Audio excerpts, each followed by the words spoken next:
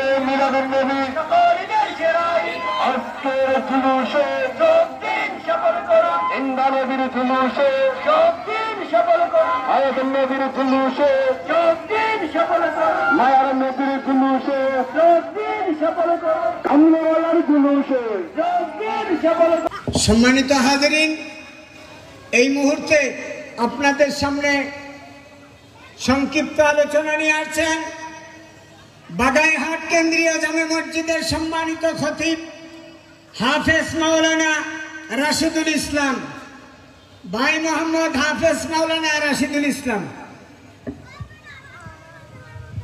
আলহামদুলিল্লাহি রাব্বিল আলামিন والصلاة والسلام على أشرف الأنبياء والمرسلين وعلى آله وصحبه أجمعين أما بعد আজকের এই ঐতিহাসিক 1500তম কততম এটা সবাই মিলে বলতে চাই, আজকে আমার নবীর জন্মের কততম হয়েছে জোরে বলেন।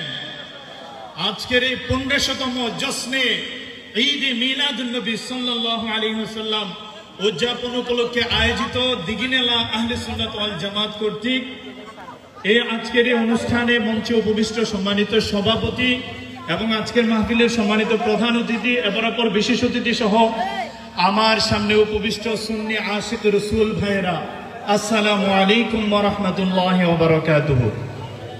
সময় সংক্ষিপ্ত, বেশি কথা বলা যাবে না।